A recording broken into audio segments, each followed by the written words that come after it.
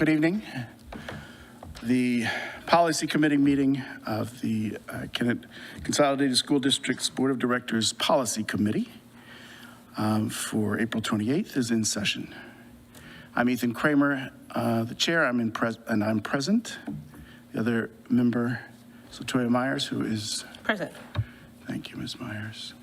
Can we start with Ms. Marsala and introduce the other folks at the table, please? Chris Marsala, Director of Human Resources. Dave Cronenberg, member of the board and ex officio.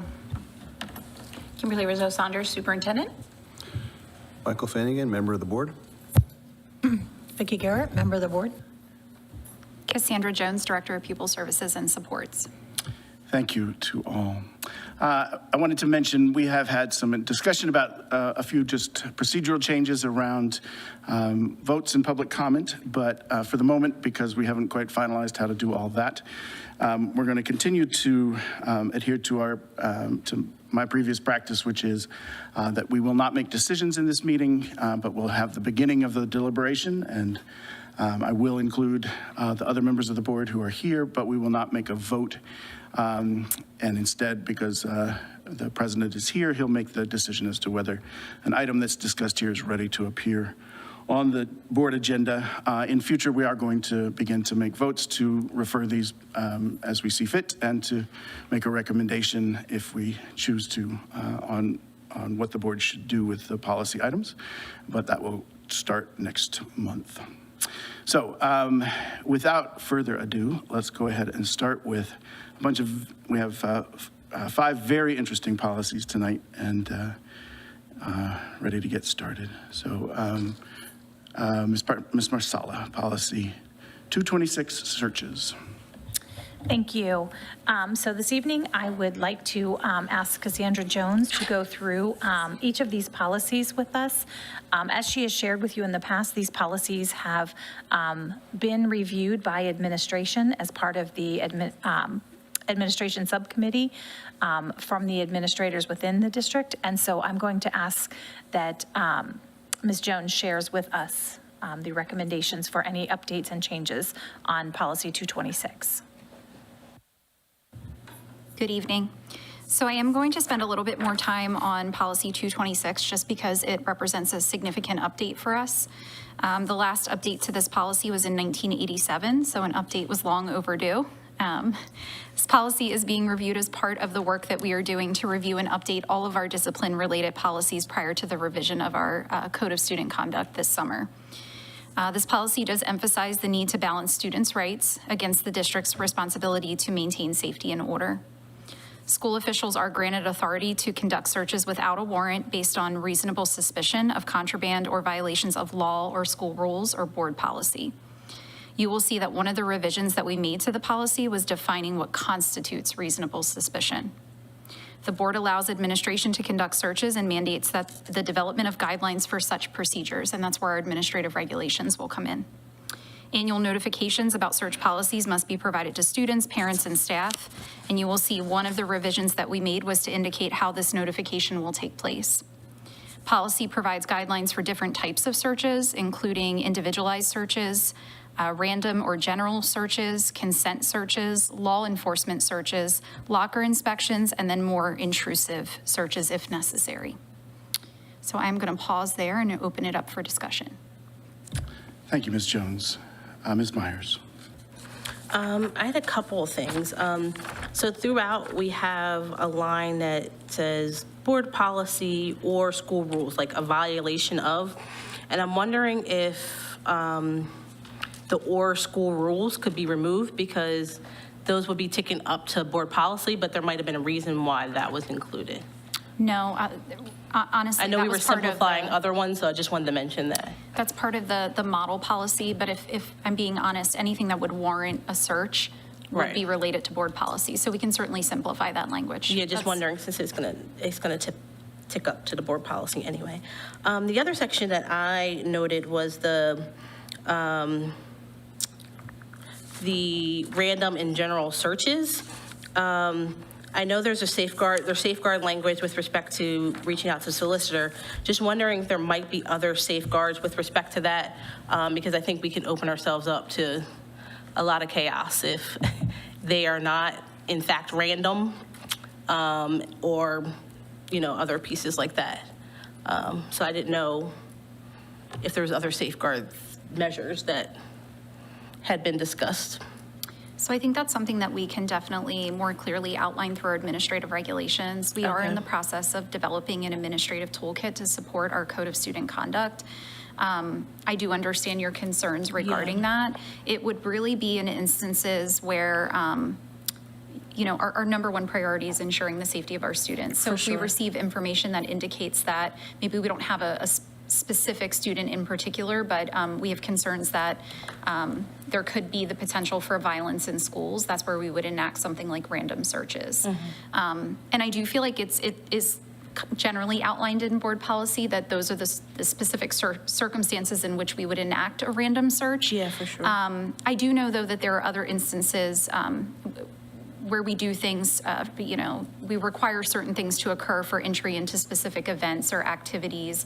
I'll use the prom as an example. It's my understanding that we have students, participate in a breathalyzer to participate in the prom. Is that not accurate?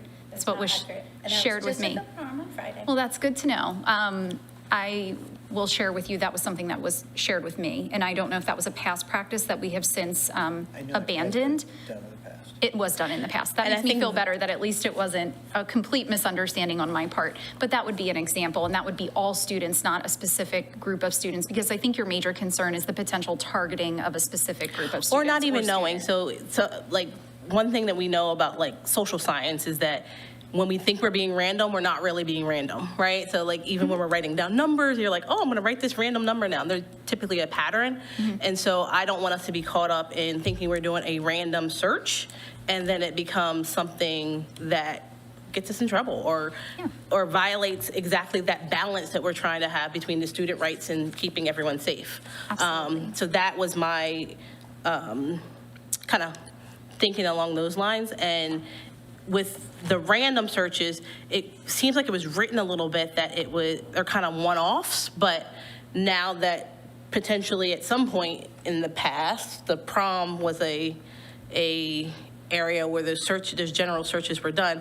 I'm just wondering, like, what criteria would we then set? And does that need to be set by the board, or the board needs to have a discussion about what that then looks like? Because I would hate to, I want to be sure that the school environment remains the school environment and we keep it safe, but that was just one that, may need a little bit for us to collectively, sorry, I'm always like talking to you, but collectively think about. Ms. Myers, is that your last comment on these policy documents? Do you have others? No, I have another. Okay, I think this is a good discussion, so we're going to come back to your last discussion, but I'd like to open this up for some informal discussion now, because this is, I think, a really important topic. I want to make clear, so I have the same concern with the random and general searches. That has come up in the past, and there has been confusion in the district about who had the authority to implement those, and this is a place where we need to make a strong statement. I'm very pleased personally with the language that's been brought here in terms of articulable suspicion, reasonable articulable suspicion. That's a legal standard, and I'm very pleased with that. From the point of view of metal detectors, for example, that has been a point of contention, and it's something that we shouldn't act on based on past contention, but we should act on based on essentially, right, going into the future, this is going to be the policy. And what I would say is, as a board member, I'm reluctant to yield on that, to delegate authority on something like a permanent metal detector. If there is a threat, and we don't know who the threat is, that to me is a very different issue. If we're talking about drug sniffing dogs, for example, which has come up in the past, that to me is a place where the question of community standards as interpreted by the representatives of the community, meaning the board, I don't think that that's a place where we necessarily should be giving blanket delegation of that power, because that does affect the character and culture, as well as this issue of potentially targeting individuals. And I think that's a very important point. So my inclination under this is to add but I can see the emergency circumstances. So what I would suggest is that there be an added element under the delegation section that says that this can be done with previous information to the board. So it needs to be presented at if we're planning on doing a random search on a non-emergency basis, or if we're planning on doing something like, we have an issue where we need to take action quickly. I still think the board needs to be informed and needs to have the opportunity, in fact, to raise it as an issue where we might have a vote. Obviously, the particular issue would be raised in executive session, but I personally am not comfortable with sort of relinquishing this, with delegating this area of our power. This is a power. This is a search power, and it's a broad power to search. And being able to search everybody, it's only we can do it because we're in loco parentis. But I'm not comfortable sort of turning that over without more specificity. Other thoughts from other people? My mic is on? Okay. So I'm still getting used to not having to be recognized. So I recognize. But no, I used to have to, anyway. I actually don't, this is a board decision, and I am absolutely fine with that, and more specificity is good. I would recommend, though, that if you are going to, particularly with any kind of, so for instance, if we had developed a significant drug issue at the school, and we decided that we thought the drug dogs were appropriate, that conversation should not necessarily happen with all board members, because we always write policy for long-term and not necessarily for the people that are at the table, but you may want to limit that to the officers of the board. That's just a recommendation. Having had that conversation and having certain students be absent the day that the dogs came in. I do want to note the intention behind it was really for more emergent situations. And the language that is adopted in the policy, it really is, it's the model policy language. And we've tried to insert, through the revision process, additional information to clarify when necessary.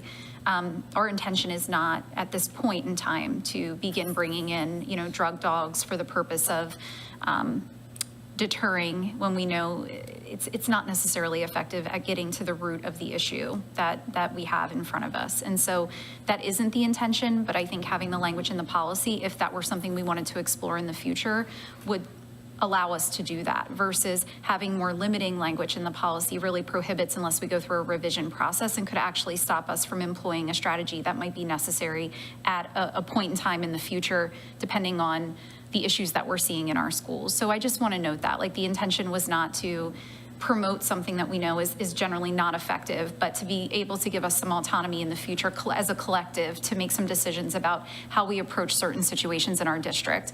But really, we're looking at this more so for emergent issues, when we're talking about, safety really being at the core of what we do around these types of policies that are related to school discipline. So I just wanted to add that, and certainly could work on over the next month some, clarifying language. I just also don't want to lock us into, I don't want to tie our hands, and then in the future, we're really looking back thinking this is a necessary strategy at this moment, and now we need to wait until we revise board policy. Thank you, Ms. Jones. Mr. Finnegan. There's several sections here that references conducted only after consultation with the district solicitor. It's in here 2 or 3 times. What is being sought in that consultation? Is it guidelines, advice, or approval? Because I would imagine if the solicitor says you shouldn't do that, and we do, it's not legally defensible. So what's the nature of the consultation, and what's the expectation of what we're receiving? We're certainly not looking for approval. When we go to our solicitors, we're not looking for them to say this is what I approve or I disapprove. I think it's they really tried to offer that legal perspective and help to maybe highlight some potential legal ramifications that we're not necessarily identifying ourselves, one, because we don't have a legal background, but also when you're in the mix, the day-to-day, sometimes your perception can be clouded. So to have that external person be able to offer their perspective is generally helpful, and is certainly something I value in my role. That's a good question. Other thoughts? You mentioned in loco parentis, and I think that, along with Ms. Meyer's comment that random is not necessarily random, is something that I keep in mind.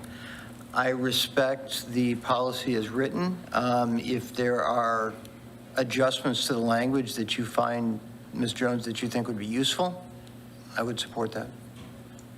I can certainly take a look, particularly at that section. That seems to be the section where there's most concern, and see if there's any way that we can provide clarification without restricting the ability for the administration to make a recommendation to the board, for a specific, strategy to be employed or utilized, and not have that be delayed in any way. Yeah, I should clarify. I am in support of the policy, right? Then I'll leave it at that. Yeah, I definitely would value if you could just take another look, because emergency basis, you have to do the things that you have to do. And if you're talking with legal counsel, again, this is very legal and not school board legal, right? This has ramifications for a student potentially entering into the legal system. And so for that purpose alone, I would like to, again, not tie anyone's hands to do their jobs in the most effective way that they can, but also to, as we're saying that school board members change, so do administrators. Sorry. And we've had some that are better than others in terms of doing certain things that I would say would not be random, is not, right? And so I also don't want that to be the case either. Like, I want to also kind of protect, again, you said that at the beginning, the balancing. So if there's anything that can be done about really clarifying this being on emergencies versus, other areas where we might look down the line and say, for these particular events or these whatever, there will be always a general or possibility. Maybe we don't do it every single time, but something like that. The areas that we can think about it, I do think the board should have some input into thinking about it. The ones where there are emergencies, that's a little different. So that would be super helpful. I appreciate the perspective, and I think it would be naive not to account for implicit bias. Yeah. I'm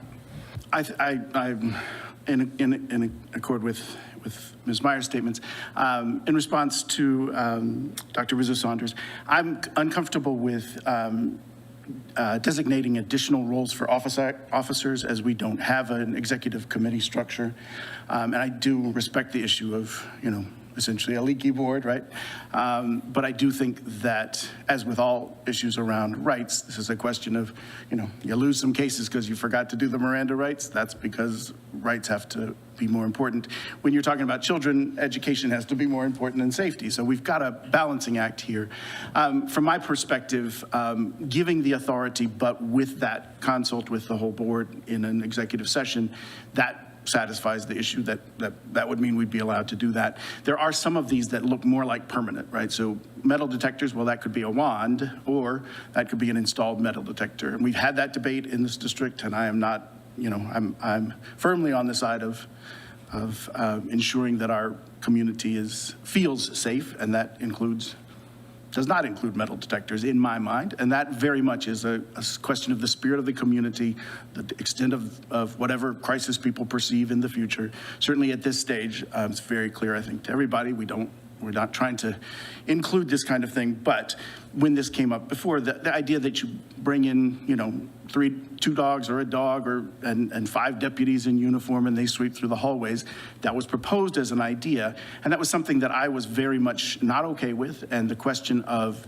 for the reason that very, clear that safety comes a lot from community, from a sense of community, and that violating that sense of community and to any extent making the school a more hostile place, actually, I think is counterproductive, which is sort of what you were saying earlier. So from my perspective, adding that power to the, delegating that power to the administration with an additional opportunity for the board to be informed and potentially, the board could then set policy. After being informed, it could call a special meeting and say, we're not going to do this if there were that kind of level of conflict. That satisfies for me, and that's a relatively easy addition. And I'm happy to talk to you offline about that. I think procedurally, I'm happy with it going to the board because I would probably make a move to amend at this stage, but easier to do that, if the committee is in agreement, if Ms. Myers is in agreement, we can send it with our proposed amendment in place, so. I think, again, it's circumstantial, but I do think we have to be cognizant that there are districts in our area close by that have had to enact, metal detectors even for a brief period of time because of community violence that has come into the schools. And we have no control, right, over the larger community dynamic and how quickly that can change, particularly in the political climate in which we live. And so we just need to be cognizant of that. And so, I can definitely work on it. I have no problem looking at that particular section. It's a lengthier policy, but if that's the one section that we're feeling like additional clarity, I can also consult with counsel on that as well. Thank you. Ms. Myers, you had another comment. Yes, the section regarding searches by or at the request of law enforcement officials, it speaks about a warrant and assistance from school staff. If a warrant, they just have to assert that a warrant has been issued. I would like to make that a little more stronger in terms of like a warrant needs to be presented. It needs to be a judicial warrant, not just an administrative warrant. And that the school officials don't necessarily, if the law enforcement have a reason to search, you don't interfere, but it also doesn't mean that the staff need to assist. So that would be my suggested changes for there. That there should be no interference, but we should follow exactly some of the other, I guess, guidelines that we have set forth before. So that would be my changes to that section. And I can work with Dr. Rizzo-Saunders to assure it aligns with, I'm thinking about our response plan that was recently presented, and it would be appropriate to ensure that our procedures align across the board with how we're handling policy. And we definitely, even though it's not written in policy, we do require the warrant to be produced. And we know that we require a judicial warrant and not just an administrative warrant. So we can look at all of that. But I can work on that with Dr. Rizzo-Saunders. Thank you. Strong concurrence with that. Other thoughts, Ms. Myers? No, I think that's it for this policy for me. Okay. I had a couple of things that I wanted to bring up. One of them is references to searches under clothing, and the language here is about same gender. I'm in the right policy, am I not? Yeah. So, and my thought on that was I'd rather avoid that by having the personnel approved in consultation with the superintendent or designee and solicitor. It just becomes a complicated issue because we have executive orders talking about gender, and it becomes a difficult thing to say, the same gender here could lead to a set of issues. Also putting policy in around the language around gender to me is something that actually can cause confusion. So for clarity, I think the right way to do that, this really is a very fraught situation. I think all the educators would agree.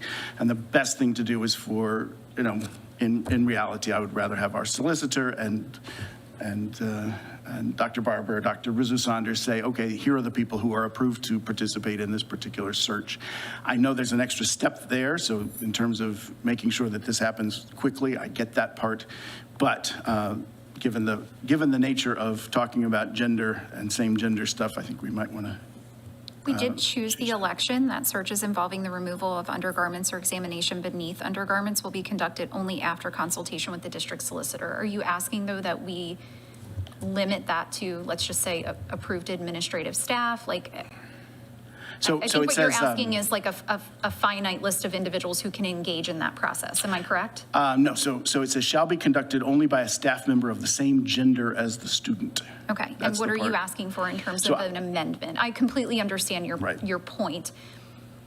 So in order to, I mean, I've worked on a few amendments to that, as in, you know, you could amend it to say only males, you know, shall be present when a male student and only, you know, but we've got a question around people who would not be comfortable being searched because they might identify as a gender other than the one that's on the books, stuff like that.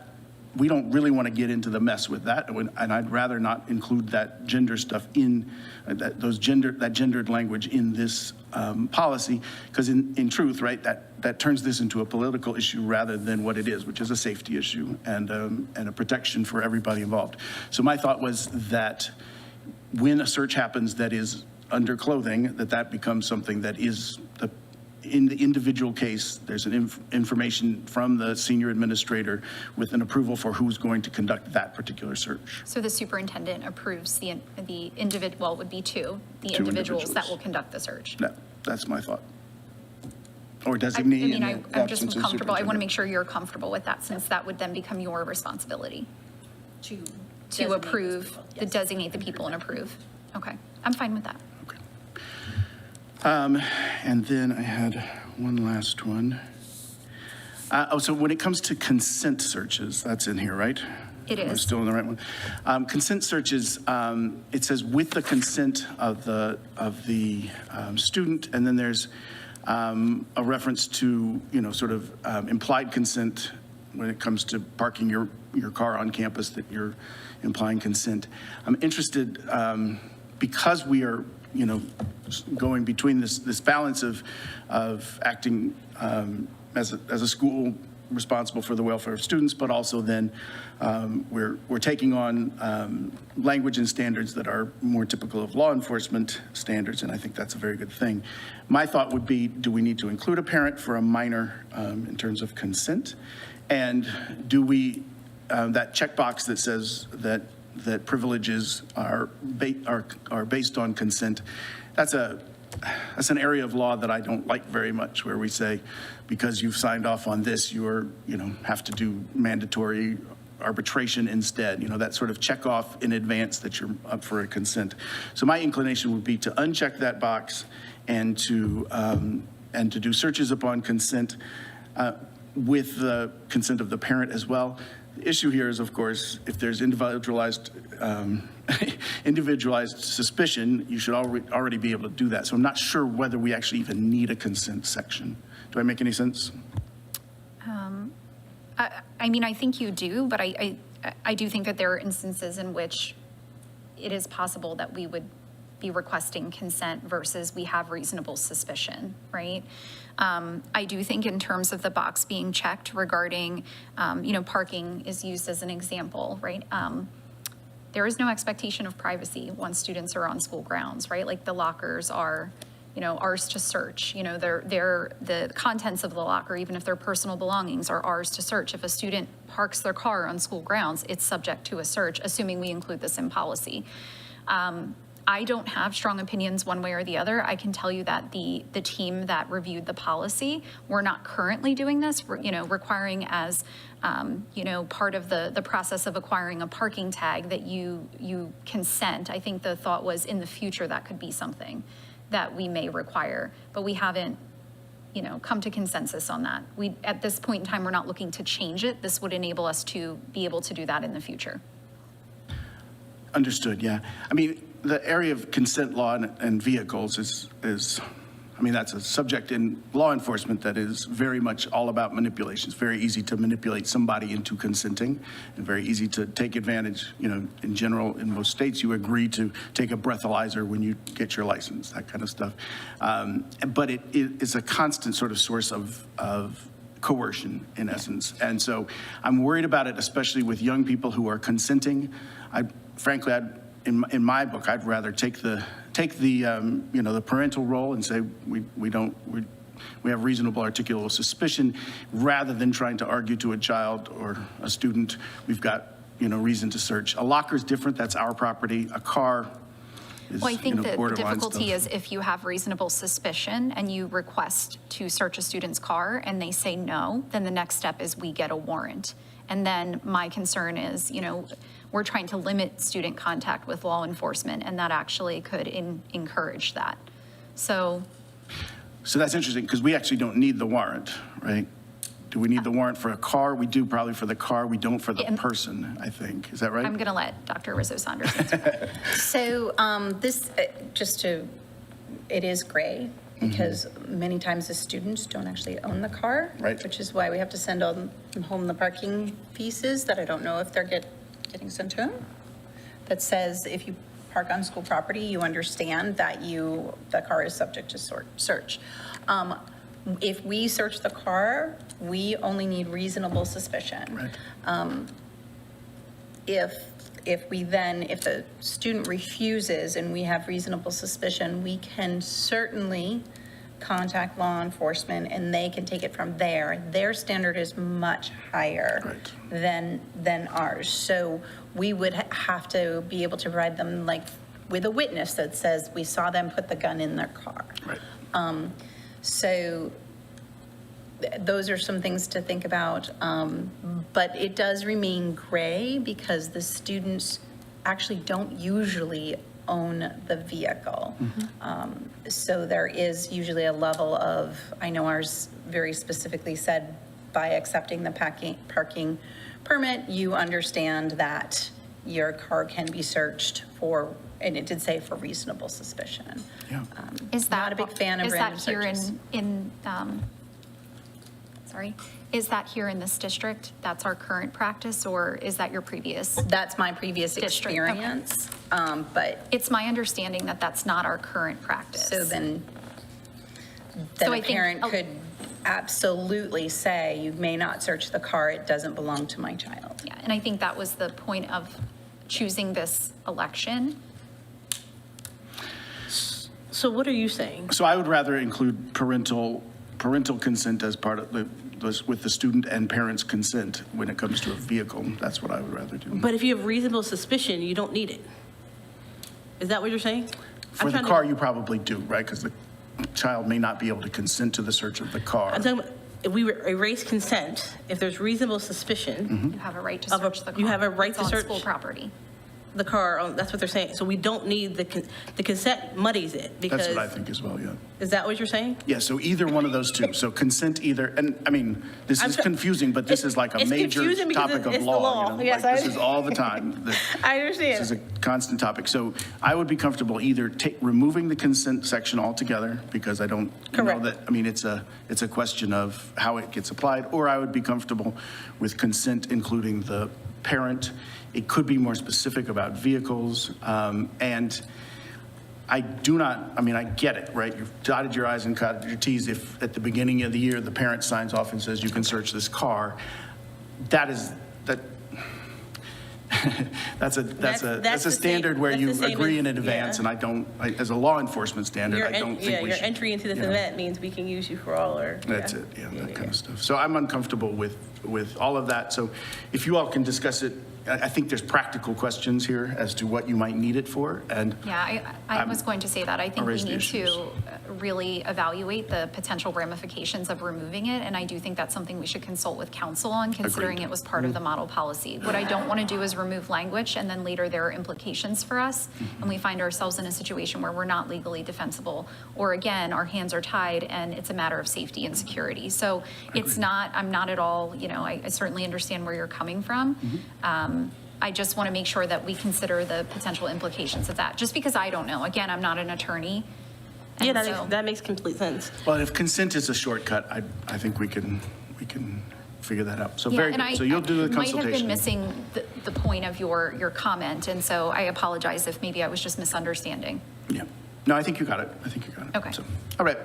I did take notes, and we Other can thoughts? definitely look at that section We've as got a well. light on here? Yeah, there's a lot of discussion about cars and whether it's a reasonable suspicion and they're parked on our property, and that you're going to check with the solicitors. But in general, you have the search may be conducted at any time without reasonable suspicion if the student has given knowing and voluntary consent specific to the place to be searched. Are there age limits around this?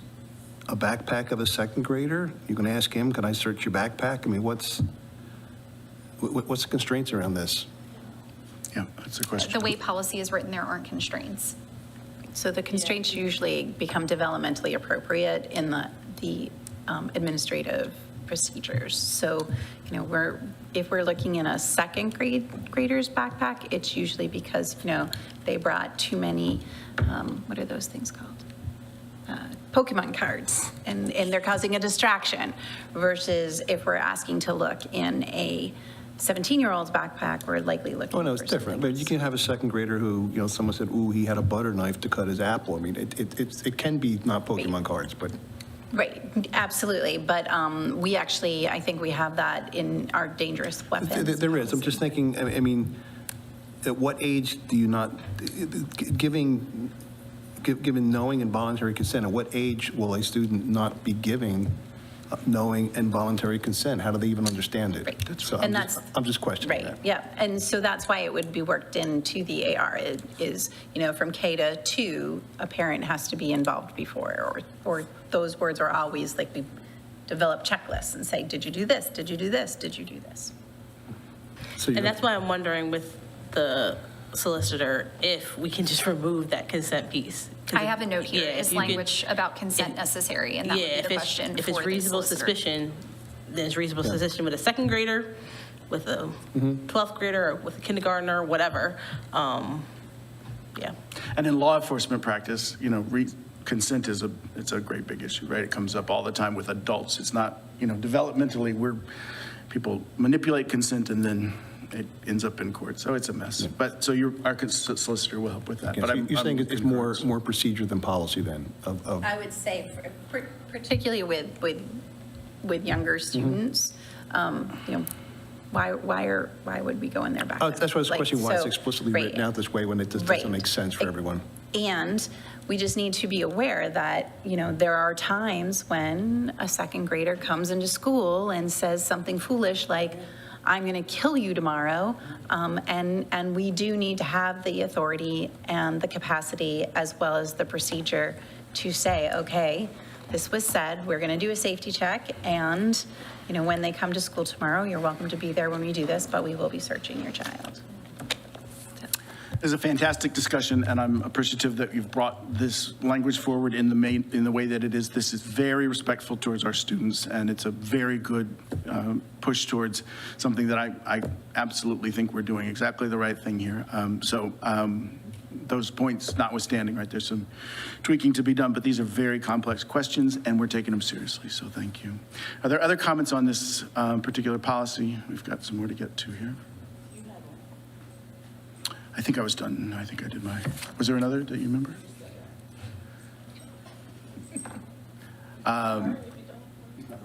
It was the consent issue, yeah. It was the consent issue.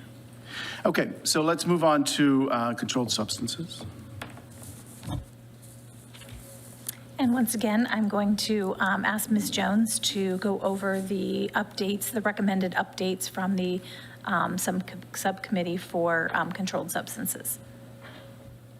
All right, so regarding policy 227, while this policy was updated more recently, we thought it would be best to formally review this policy to see if any changes were necessary, obviously, again, before we revise our code of student conduct this summer.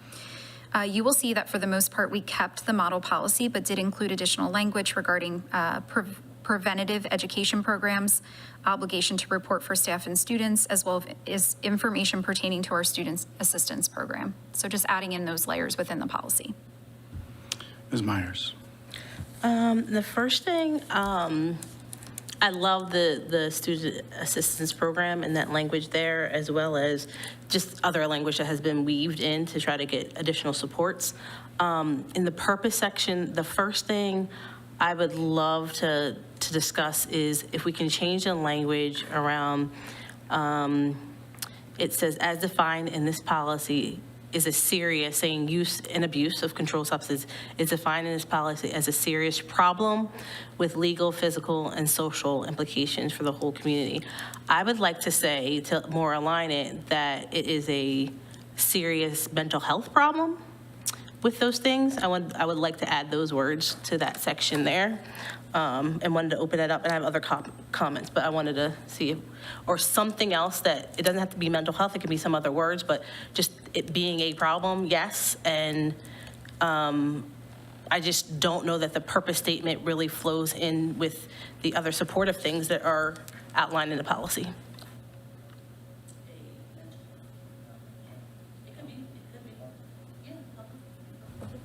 Public health, you know anything about that? Latoya Myers, MPH. I agree with both those sentiments. Other thoughts from, a response from Ms. Jones, and other thoughts from other members at the table? I certainly acknowledge the need for supports, right? Both preventative and reactive, right? That's my entire job, is to make sure that students are supported. And I certainly acknowledge, what you're saying regarding the language. Our Code of Student Conduct is written in a way that we're pairing consequences with meaningful interventions. Like, there still have to be, from a disciplinary standpoint, consequences that are implemented when students violate policy, particularly around things like controlled substances. What I don't want to do is muddy the water, right? Like, I certainly get, like, this is also an opportunity for us to take a stance on this particular topic. I guess it's just trying to balance that, because the intention with the policy, I've like you said, I've tried to weave in those preventative and supportive pieces to make sure that we're also accountable for that, not just disciplining students and treating it as a behavioral issue, but really taking responsibility for educating students about, if it's a mental health, challenge that they're dealing with, other ways to cope with that, making sure that students understand the implications of substance use on health and mental health, in terms of, it may feel like a coping mechanism, and in the moment it makes you feel better, but long-term, these are the ramifications. I guess I'm just struggling with balancing kind of the intent behind the policy, but also kind of the intent of the board.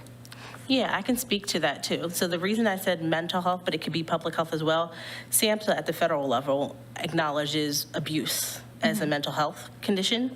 So aligning with that, and we also say in the next sentence, the purpose is to prohibit, right? So we're not taking any sting between having consequences for it, but if we're saying that we have to address this in a particular way, just saying it's a serious problem, there's a lot of serious problems in schools, right? And so really defining what that is so we can address it and tier it and have the different degrees of what it needs to be, if it supports or if it is just pure discipline, because there's no additional supports that the school can actually provide, or it's outside of the school's realm, or it's whatever, that it still can happen. So that first sentence, I think those two sentences together allows for that. And then it flows into what, because I'm not in any way mentioning that any of the disciplinary pieces or the student code of conduct be changed as a result of it. But I think the statement of the purpose of why we're doing this is just not because it's a problem, right? It's, why are we even having anything? Yes, I'm sorry, I cut you off. I definitely would be more comfortable with acknowledging it as a public health problem, and not because I don't believe there is a mental health component to it. That is not at all what I'm insinuating. I think I'm struggling with the two things conflict with one another from my perspective in terms of mental health and how we respond to mental health challenges versus, what we have to do from a disciplinary standpoint. I don't want it to sound contradictory. I guess that's my concern is would there be any level of contradiction by adding additional language there in terms of then reading through the rest of the policy? With the additions of the preventative pieces, maybe not. I guess that's where I'm looking for all of you to weigh in. What I don't want to do is create a policy that's contradictory in the purpose, and then the language under the guidelines, they're not aligning. So I'm certainly... Right. So I made that suggestion because of how it reads. I think how it reads now with is, the additions, like had we not included with those? the additions, if we were to accept it with the additions, I have a couple other things I have to speak about on this, but as written, this purpose statement doesn't feel like it aligns, in my opinion. But again, we can open.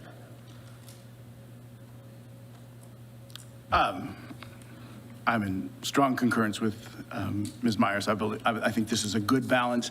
I actually like the public health version because that includes, you know, the physical effects and so forth. And the reason we're concerned is that it's a public health issue. That is, if there were no implications, then it would be a whole different question. And I do agree. Prohibit is a very strong word, so I feel that this very much is a balance, and actually, that's a school board, you know, we're supposed to be setting the tone for our district, and to me, Ms. Myers is correct that this is a subtle thing. It is an area of expertise for Ms. Myers, so I'm inclined to defer anyway, but I agree with her on this one. So that's my take. Other members at the table? A positive with, in terms of inclusion of language around public health, I think also reinforces the notion that we're not doing this alone, but that we should be doing this as a community, right? And relying on Exactly. community organizations and agencies to assist in the work. Were there other I things? do not have a strong opinion, but I would support the inclusion of public health as a serious public health problem. I mean, you came up with it, you got to support it now. Ms. Myers, other thoughts? Just had a question. So last meeting, we talked about weapons and replicas, and then in this one, it has look-alike drugs. Are we not seeing those things being equipped? Like, this seems like the other policy, we removed it because we acknowledged that replicas are not the real thing, but in here, it seems like we're keeping it very closely linked. So I'm just wondering. So the ramifications in the other policy for the replica were significant, leading up to expulsion, where in this policy, we would be using progressive discipline. So a first offense for a lookalike would not be expulsion. I do think that there are concerns regarding lookalike drugs because we still don't know specifically, you know, what specific substances, you know, have been used to manufacture the specific lookalike. Which is concerning. So again, I'm not necessarily an expert in this field, but I was looking at it more from a disciplinary consequence standpoint, and what I don't want is for a student to be expelled for a replica weapon, you know, that's what we're talking about specifically. It doesn't mean that there won't be other consequences imposed though, but that the way the previous policy was worded, it really did require expulsion for a lookalike. So hopefully that was a satisfactory response. I had one thing which actually is on the same balance. In the addition, this is under guidelines, highlighted in yellow. In addition to disciplinary measures, students involved in incidents related to controlled substances may be referred. I think this is a great example because if it were a lookalike drug or something like that and it didn't end up being a disciplinary consequence, this reads to me under the kind of legal interpretation as you got to do the discipline before you can do the SAP. So I would just cut that. I don't think there's a problem to cutting that in addition to disciplinary measures. Which are already fully in place. I get, though, why it's in there now with your previous discussion is you're trying to say, look, this is not a get out of jail free card to get to your SAP thing.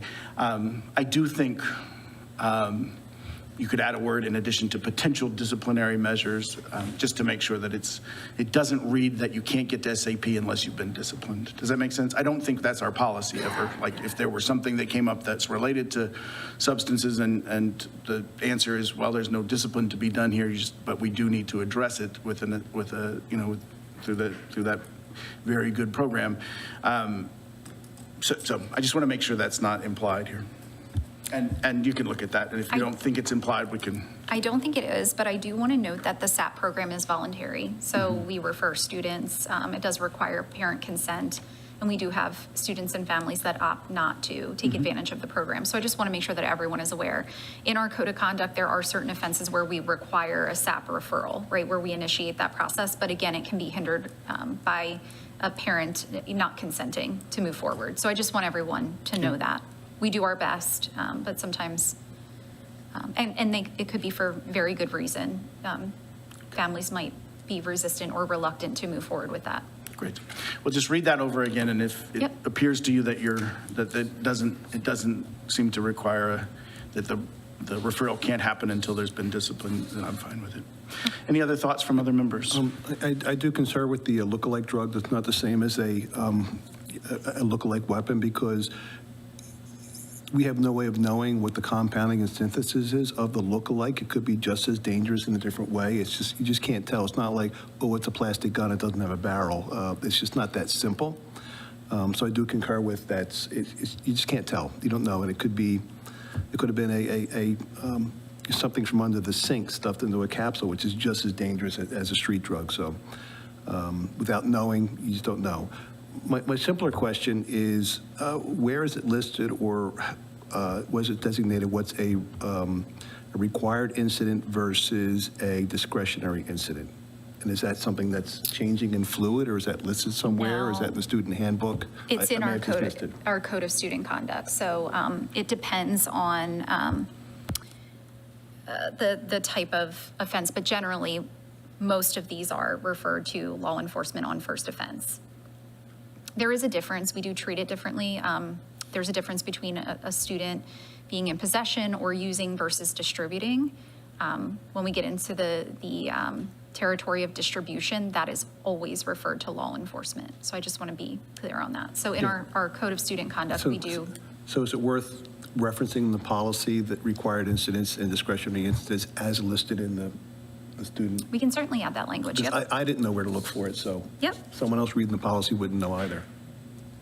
And we do indicate, we have a progressive discipline matrix, and there's a section on discretionary versus mandatory, and we have them marked. And one thing we're going to work on this year is just ensuring consistency around discretionary reporting.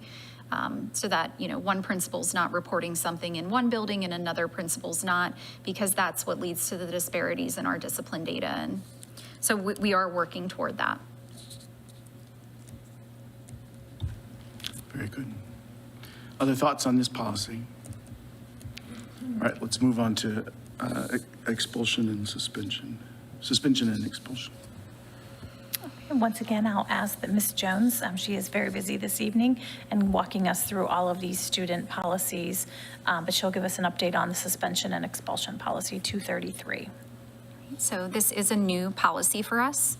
Much of this information was previously included in Policy 218, Code of Student Conduct, which was recently revised. Again, much of the model policy was kept intact. However, you will see revisions that the administrative team is recommending. Under the purpose statement, we've added language regarding fair treatment throughout the disciplinary process. Under authority, we added language regarding the need to ensure consistency with our Code of Student Conduct. We've also added language regarding the use of restorative practices, which we've adopted as a district, as well as other small amendments to other sections that we're proposing. So I'll open it up for discussion. So while it's a new policy, this information was embedded in another policy, and now we're establishing its own policy. Ms. Myers. I had a question about the informal hearing. Absolutely. I know the PA code says students have, so for, under that section, I'm on page 2, due process required for informal hearings, number 2, 3, 4, it says the student gets to have witnesses, the student gets to, gets to question.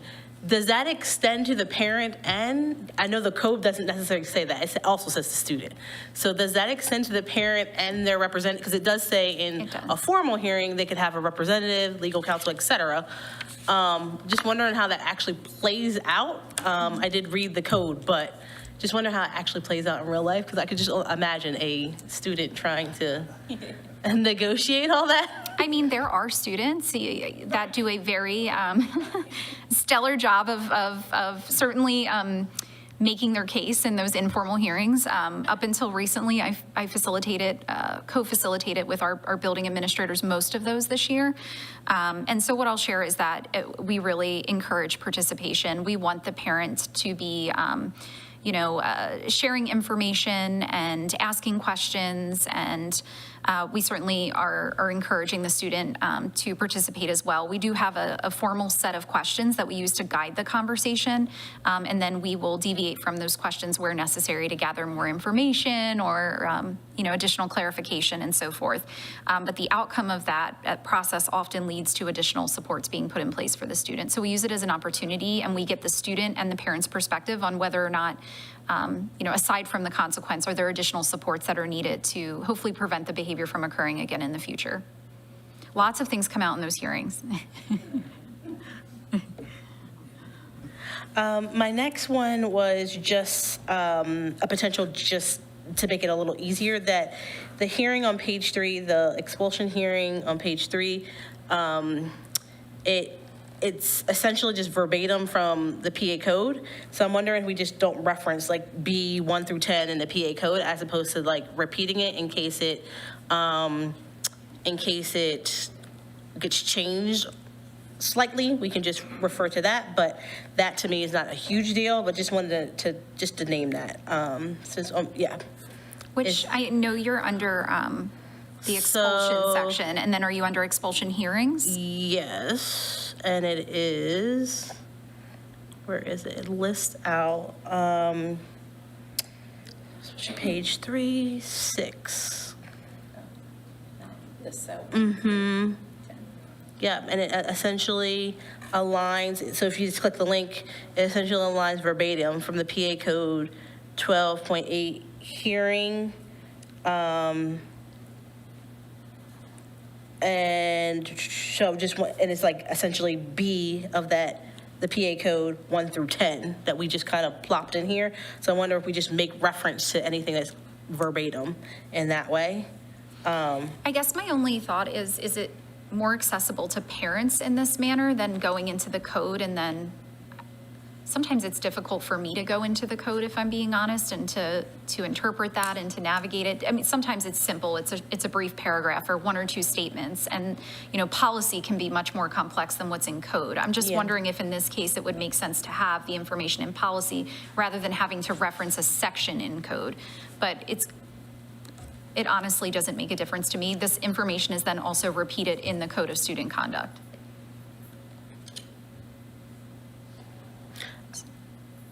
I would just have to click, I would have to look at the legal citation to see what's going to be easier for parents to access. Yeah. I would assume eventually too, we would be looking at translating policies. I don't know how it's set up now, if it automatically will translate using the button. That's also something to consider, from an accessibility standpoint. Just my thoughts of thinking ahead to the future. Okay. And then on page 4, attendance in schoolwork, after expulsion, it has this 30-day period window thing. I would prefer that we just give the kids the work, that we take on that responsibility, as opposed to the parents having to, one, say they can't do it for that 30 days, or there's a place where we can,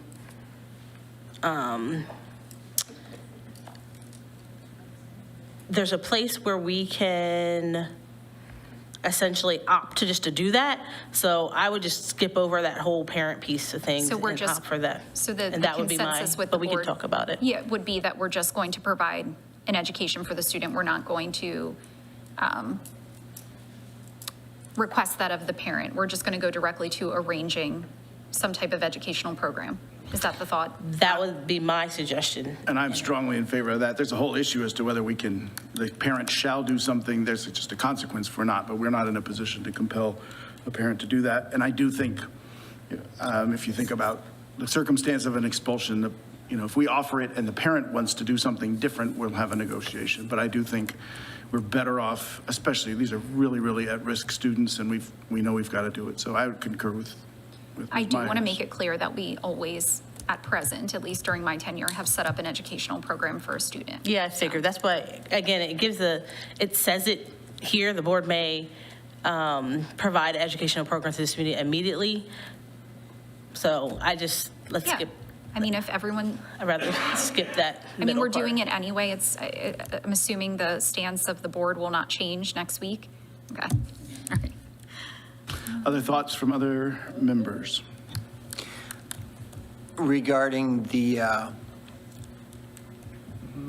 copying the PA code into the policy, I recognize the possibility that the code may be updated and that we may not catch it. And then I do feel that it's useful to parents and others who are interested in our policies to have it accessible right here.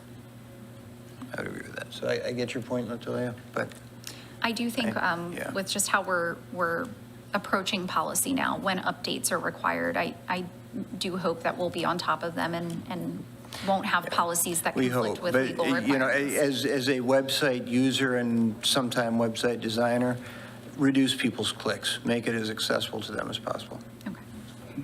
I'm just thinking about like ADA requirements and things that are on the horizon as well. Like, I don't know what implications that'll have, but it may be better to leave it the way that it is. We'll have a discussion about that because it's coming up, and this is a constant balance.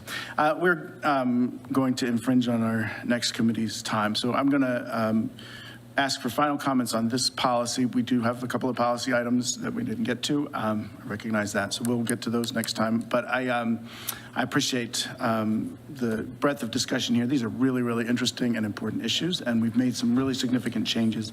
I do want to close by saying, from my perspective, we're also doing the part I think Ms. Myers was pushing on the other day, which was how much are we educating our students? And in this instance, you know, the things that we're talking about are basic to democracy and basic to the rule of law. You know, due process is, it's a 14th Amendment. I mean, this is really important stuff.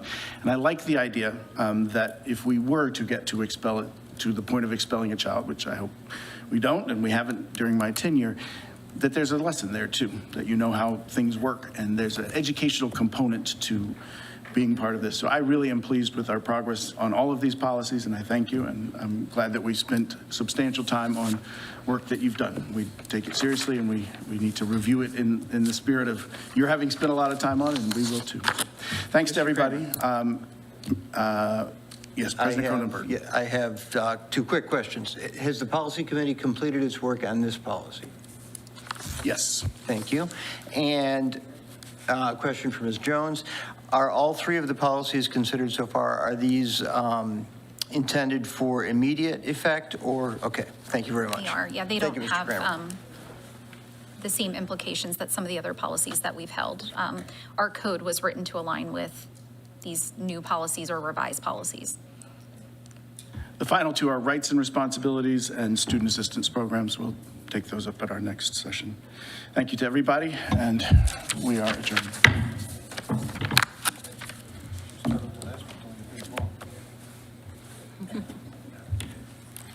Sometimes the ones that are the shortest.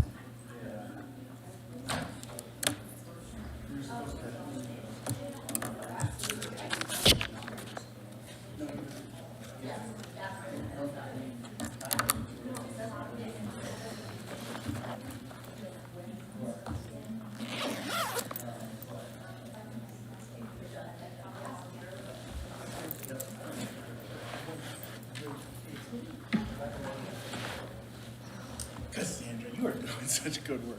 Is it fun? It kind of is fun. I don't know Is how you it? have the time to do it. I don't know if it's fun. Hola, Linda. ¿Todo bien? Buenas noches. I don't know if it's fun. I had another one of these new garden IEP. And it went well?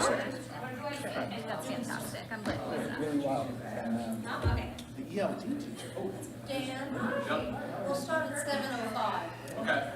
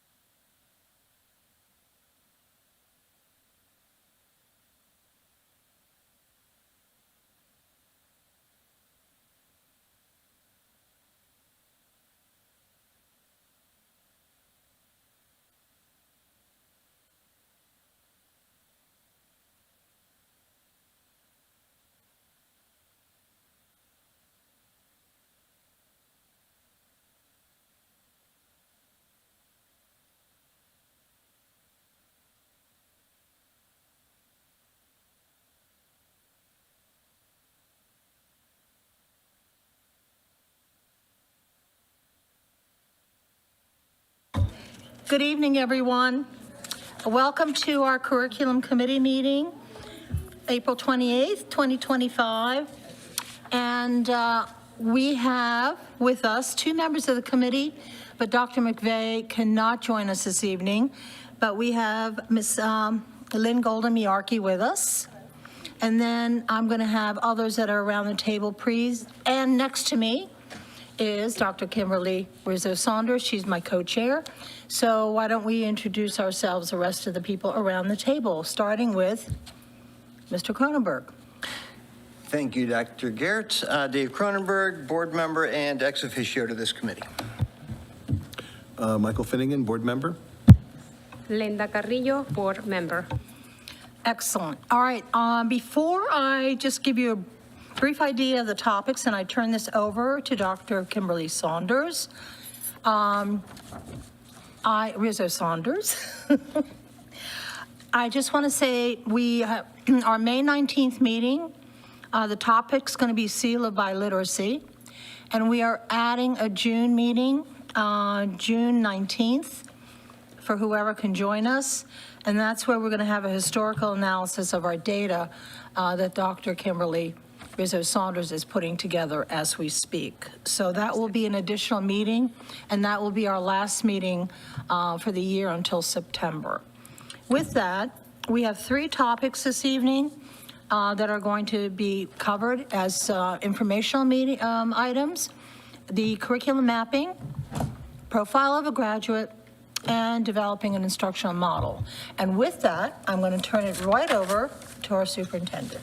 Okay, so I'm actually going to intertwine these because that's actually what they are, is very intertwined, but giving you really an update of where we are with curriculum instruction and kind of what our next steps are as we really start to move towards curriculum mapping. So figured you may want to have a better understanding of that whole curriculum mapping and what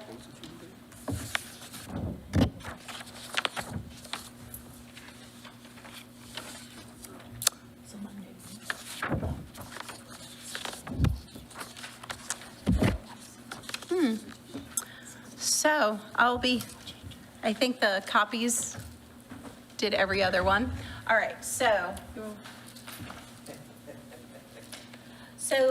we can start with, whenever we start to talk about, particularly in curriculum and working towards complex change, I just wanted to put this up. This is Noster's work. It is from 1991. I'm sure many of you have seen this. In order to have a successful change, you do need to make sure that people understand what the vision for the change is, that you provide them with the skills to implement that change, that you provide incentives for them to participate in that, that you make sure they have the resources that the change necessitates, and that you have an action plan. And any one of those missing pieces, you can see results in either false starts or frustration or resistance or anxiety or confusion. And if you have all five, that usually means that you're going to be successful. So as we are working towards these things, what we're trying to do is make sure that our staff has all five of those top items. So if we're talking about curriculum instructional structures, you have a couple of different pieces when you're talking specifically more about mapping, but you have curriculum and instructional alignment, you have pacing, and you have mapping. And we're really going to talk about mapping. Pacing really is how quickly do you move through the curriculum, and curriculum and instructional alignment is really going to talk, we're going to talk about that when we talk about the instructional model. So what's mapping? Really, mapping is a calendar, calendar-based process that we both collect and maintain an ongoing database of curricular, how we teach the curriculum and how we put that together. It encourages teachers to be curriculum designers rather than just be handed a book handed a program or handed a binder and said this, and say, this is what you teach. Teachers work together to be active participants in creating the curriculum. Okay, so why curriculum maps? So we use this term, if you think when we travel, roadmaps become more distinctive the closer we get. So if we said we were going to Pennsylvania, well, there's Pennsylvania, then we might be even more specific and say we were going to go to Chester County. Then we might be even more specific and say we were going to Kennett Square, and then maybe even more, I think someone put the creamery on there. So more specific. So they get more specific as you get closer to the destination. The same is true of curriculum maps. So we would have core maps, which would give you kind of that base detail of this is what we teach, so more of an outline. Then elementary, then we would have elementary maps. Then you'd have a core reading map, and then a diary map. We're not going to talk about diary mapping for a little while. And then weekly, daily lesson plans would be where we would be the most specific. So if you think of a map, and that's how the map would line up. And so we move on, and really what we'll be doing is what we call consensing mapping. And we'll be working on that during the 25, 26, and likely 26, 27, where two or more teachers come together to create the map for their coursework. And we will make sure that that happens both horizontally by grade level, so reading in grade 2, but also vertically, so that everything is being built to a destination, which is our profile of a graduate, which we'll talk about in a little while. I think you skipped one. So one of the things that is always hard for people to understand is that curriculum is very fluid, and it's not just a set of standards, it's not just a curriculum guide or a syllabus, and it's certainly not a binder that we put on the shelf, but it has to be a living, breathing document. And because it happens in each classroom, each month, and each year, and our curriculum maps should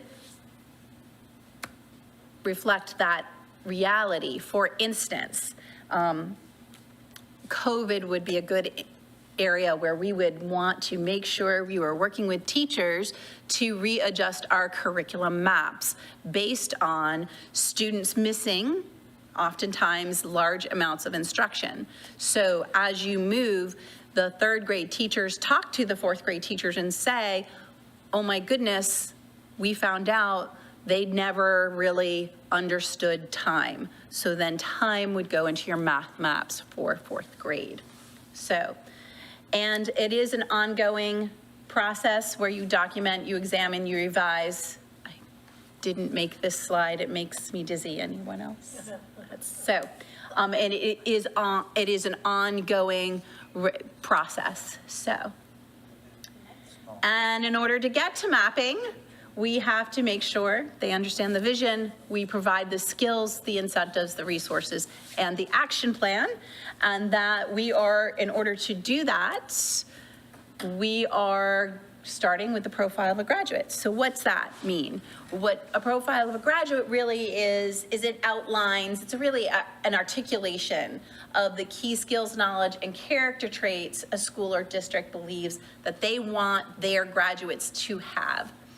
And it really is a statement of what a graduate would look like, that it is not about test scores or grades. It's really, this is when that student crosses the stage, the agreement with the contract with the community, or compact with the community of, this is what our students know and are able to do, and these are the dispositions that they have. So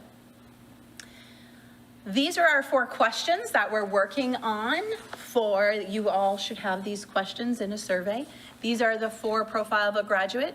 I'm using that term very carefully because this is not the work that was done under Portrait of a Graduate. I'm not really sure what happened here, but that work was never completed, and we're not in a position to do that in order to get our curriculum up and running. So what 21st century skills and mindsets do students need, all the way down to what goals, and this number 4 is really important. What goals and visions for learning does the broader community have for graduating students? So when we start to think about when we educate students, we do that with taxpayers' dollars. They should have a say in what that graduate looks like.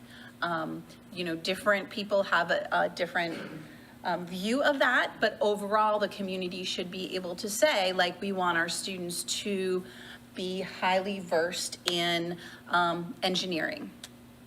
So my previous district was a very arts-oriented district, and they wanted students, all students were expected to do some sort of art project before they graduated, an art-based project, whether it was around art appreciation or actually a significant art project. So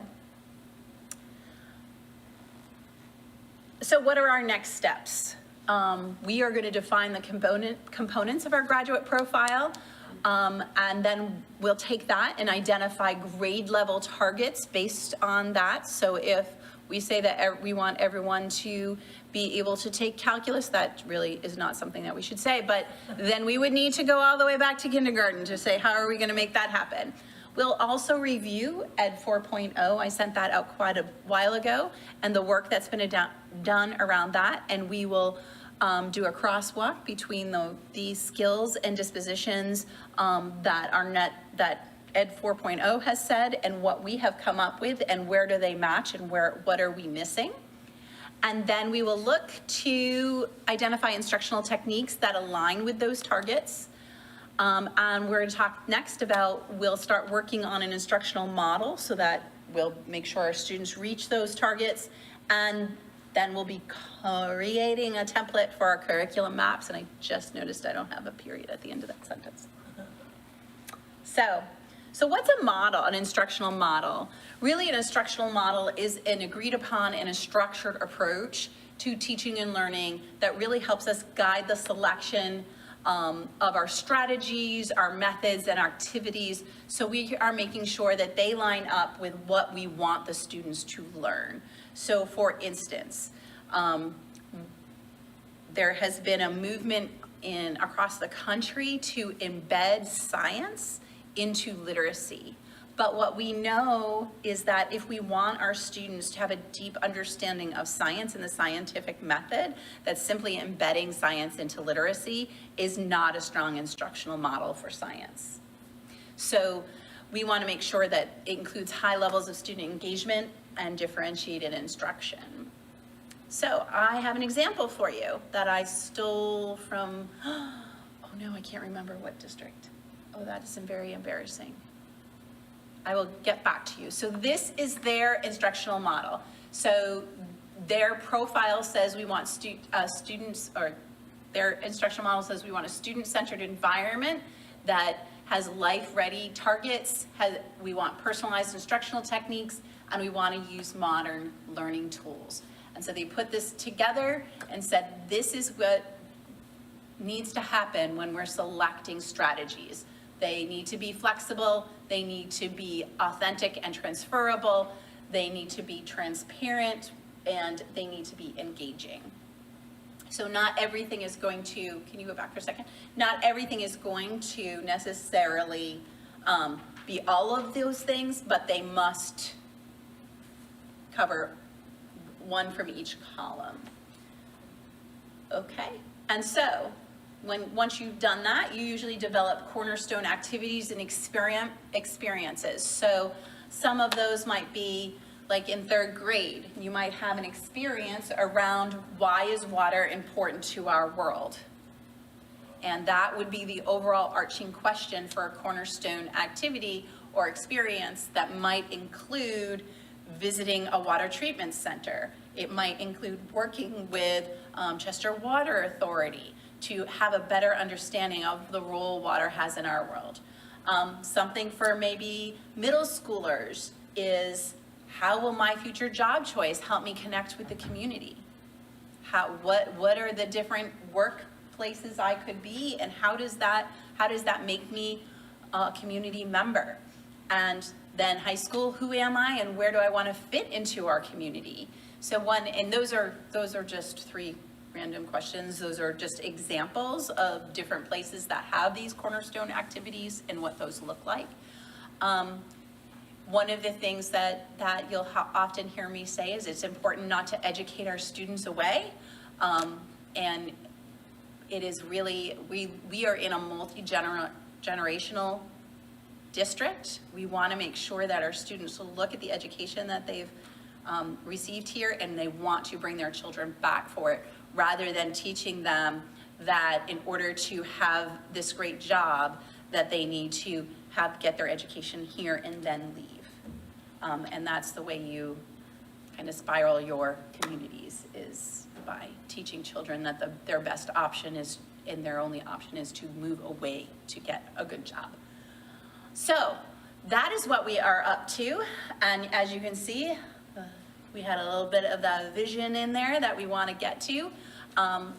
We'll have, this next year will really be around that skills, incentives, and resources, as well as sharing with the teachers in late August what the action plan is in order for us to get there. So I am happy to answer questions after that very long or short update, actually. I thought it was going to take a lot longer. So that's what we're up to in the teaching and learning world. All right. No, actually, that was a really, really quick but great summary. Any questions from anyone at this point yet? So I'm just curious, again, you mentioned August, but what are you looking at as your timeline here? Now, this is a lengthy process, I realize that. Yes. It's not going to happen overnight. So the first stage for us is really to get the template for the map. We'll need a template for the map by the end of the summer. Actually, I'd like a template for the map. Everyone's going to laugh at me, but I would like it on June 16th, but that may not be possible. We have some mapping that needs to happen this summer, so we can have some exemplars for staff so that we can provide those examples. And then we will really spend the entirety of next year, 25, 26. All of our PED days will be around mapping and working together to make sure that we have a vertically and horizontally aligned map. And during that process, we are really looking to institute those core experiences. The profile piece, we're hoping to have a good, solid understanding of what the profile looks after our May 20th meeting. And that will help us develop an instructional model that we'll talk about at the end of the year. So, no rush. Let me ask you a question about the profile of graduate. And I know you've asked the board to complete the survey. Yes. And I did mine, so that was kind of fun to do, actually, for me. But I know you're also wanting to get community. Yep. A little more community involvement in that process, and you're not getting it right So, now. You want to talk about what? sure. Since this is being taped, and hopefully people are watching or will Anyone listen watching? later. So we have actively done this with staff. So staff have been very involved. We did have some focus groups last week. They were not very well attended. I will be using my time at Rotary to do a focus group. They don't know that yet. I slid some slides into my slideshow. And we are going to see where we are at that point. And decide whether or not we need to send out another round for focus groups. At this point, what I can share with you is that our Hispanic population has actually been more actively involved in this round of focus groups. And part of that is because we did a focus group at Cafe and Familia. And so that has been a nice change for us. Great. Comments? Questions from other board members? Are area businesses included in the profile of a graduate? If they want to be, they are more than welcome. It goes out to everyone. Okay, nice, thanks. and I'm expecting they'll be at Rotary. I have a very broad question. And this is, I recognize that this is normally a question I would ask in advance so that you have the opportunity to think about it a little bit. So You're setting her up, you're setting I her up. apologize. But this is a big, big project for a curriculum. What other big curriculum stuff is on the plate? What are the curriculum priorities that you have identified and that we need to be thinking about? So most of that will actually come out in this process. There are several things that obviously, you know, I am thinking of around particularly with world languages and dual language or immersion that are challenges for us. I don't know if this is what you're asking. I want to make sure that we are increasing our future-ready programming and creating those pathways for students. And in order to do that, we are going to need to be developing strong partnerships with our community members. And I think that, we also want to start looking at our scope in sequence for all of our students. For instance, in mathematics, where students should be when they leave 8th grade, so that they are ready and proficient before they are at the end of 10th grade. We also want to be looking really carefully at, so I used to joke with my other board, and I used to say, or my Conval board, and say, pre-K 1, 2, you kind of want to throw money at it like it's an arms race. So we do need to increase what we're doing at that level, particularly around reading and math.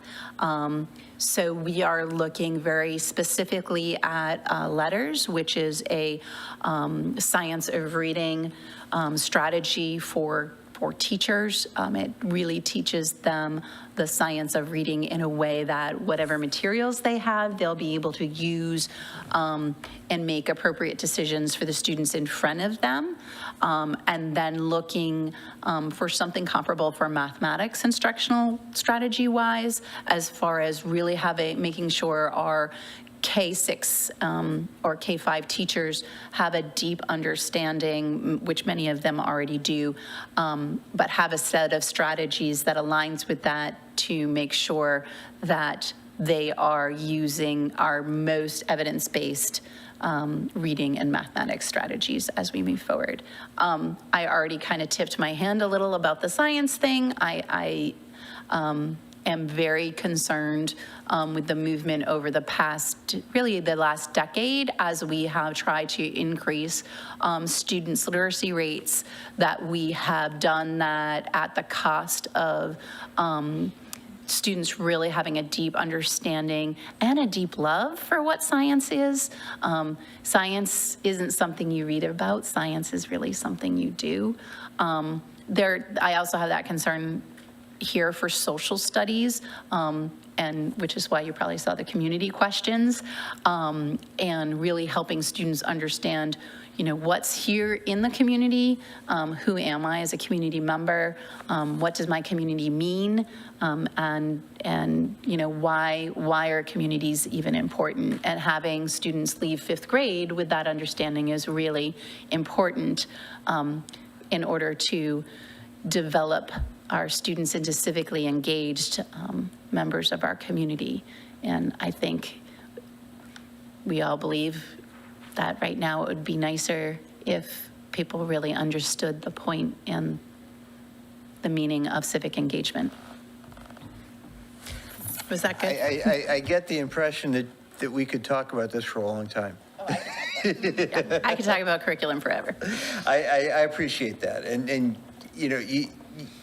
you got my mind going a little bit, which is kind of where I wanted to go with that, because for the board members and for the rest of those listening, it's interesting for me to sit and think about curriculum, because it takes me back to when I was in school, and it takes me to sort of the fundamentals of why I'm on the school board, right? There's a lot of other stuff that we have to do, but this is the cool stuff. It's about the kids.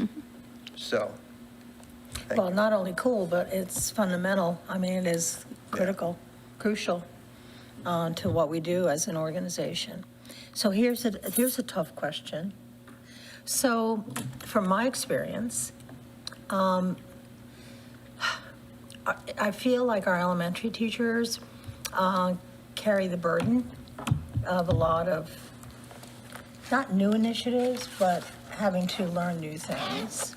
How can we keep that balance for them based on just the fact that their responsibilities that they have, and yet we're also trying to get them to think about some alternatives to how they deliver instruction, the strategies, the initiatives. So how do we create a balance for them?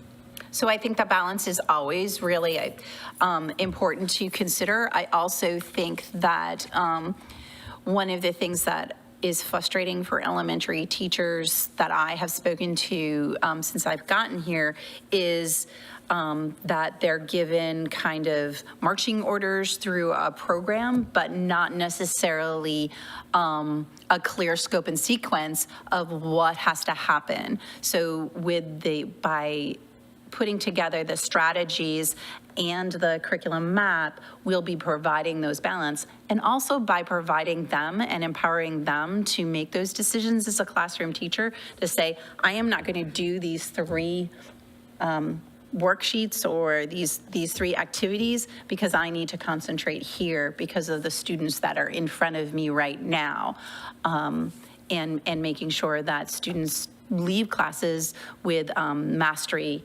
instead of just exposure. Great.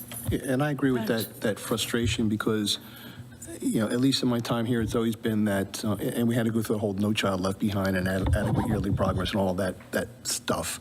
But it seemed to be when a certain subject had scores that were lower than we wanted them to be, the program was changed. Being reading or math, I think there, and Mike, you help me out, we've had 6, 7 different math programs in the last 15 years.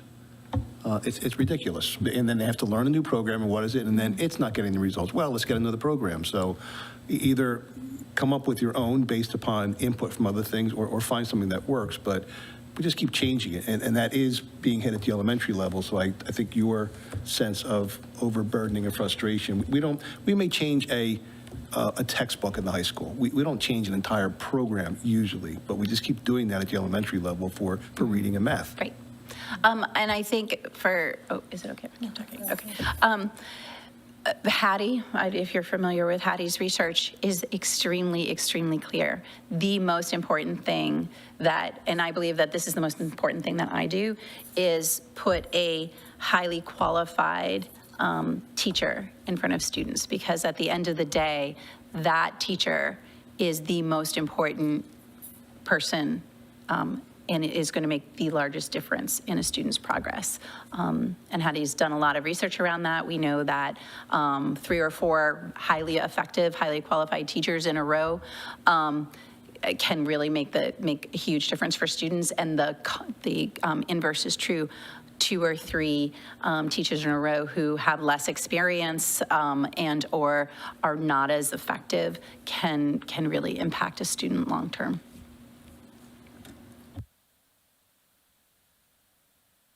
Other thoughts? Yeah. So I can see that you really love curriculum because you talk so much, and Dave was not sure if he should ask or not, and you had a great answer. But you spoke about dual language. What's going on with that? I know that's a huge monster, but what's going on with that? What are your ideas, thoughts for dual language? What are you thinking? So dual language is a decision ultimately that you're going to see dual language in the strategic plan, and this group is going to need to decide whether that's something that we want to pursue. Because as you pursue dual language, dual immersion, one of the things that you need to make sure is, one, that the community is going to support that. All indications that I have had would be that the community would support that, but that's going to be something that you are going to want to talk to the entire community about. And it's going to take 7 to 10 years, possibly longer, to get there, because one of the things that you must have is staff who speaks both languages. And right now, it is very, very difficult to find staff that are bilingual. And that's where we're going to, and that's going to have impacts not just on staffing, but it's also going to have impact on our recruitment, our negotiations, all of those pieces. So that's going to be a larger decision than just, what are your ideas? Thank you. Absolutely. Anything else? Okay, this could be a short meeting. I think it's going to be a short meeting, which is great. Great great presentations. Length of time is not what this is all about. It's really what we're presenting to the board and to the committee and to the public. I do want to correct, and thank you to Mr. Finnegan. I don't know why I had the wrong date. Our meeting in June is June 16th. It's a Monday. I had the 19th, I don't know why. So that'll be June 16th. And also, I have to say that Dr. Rizzo Saunders will be speaking at Longwood Rotary on Thursday. And if anyone wishes to come, you're welcome. It's at Longwood Gardens at 7 a.m. in the morning. So you're welcome to attend and listen Please to a bring coffee. presentation.